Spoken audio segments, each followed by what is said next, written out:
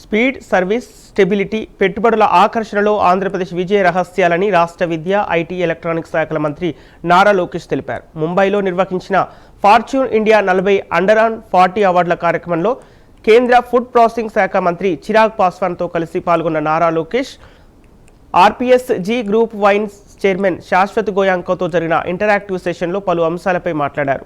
వ్యాపారమైన, రాజకీయాలైనా తమకు అప్పగించిన సంస్థలకు తాము సంరక్షకులకు మాత్రమేనన్నారు. మంత్రిగా మానవ వనరుల అభివృద్ధి, విద్యాశాఖకు తాను సంరక్షకుడినని, తనకు అప్పగించిన బాధ్యతలను మరింత మెరుగైన స్థితికి తీసుకెళ్లటమే లక్ష్యమని చెప్పారు.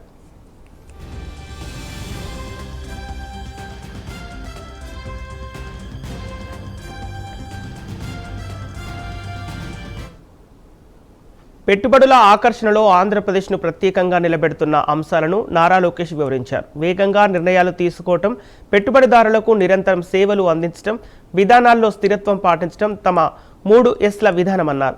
పెట్టుబడిదారులకు వారి ప్రాజెక్టుల ప్రస్తుత స్థితిపై తానే స్వయంగా ఫీడ్బ్యాక్ ఇస్తానని, దాదాపు ప్రతి శనివారం రాత్రి వ్యక్తిగతంగా సందేశాలు పంపుతానని తెలిపారు. ముఖ్యమంత్రి చంద్రబాబు నాయుడు ఒక బ్రాండ్ అని, ఆయన ట్రాక్ రికార్డు పెట్టుబడుల ఆకర్షణలో రాష్ట్రానికి అదనపు బలమన్నారు. యువత కంఫర్ట్ జోన్ నుంచి బయటకు వచ్చి కొత్త రంగాలు, పరిశోధన, నూతన వ్యాపారాలపై దృష్టి పెట్టాలని నారా లోకేష్ సూచించారు. అంతరిక్ష రంగం, క్వాంటమ్ టెక్నాలజీ, మెటీరియల్ సైన్సెస్ వంటి రంగాల్లో భారత్కు అపార అవకాశాలున్నాయన్నారు. ఈ మార్పులో యువ పారిశ్రామికవేత్తలు ఆంధ్రప్రదేశ్తో భాగస్వాములు కావాలని కోరారు.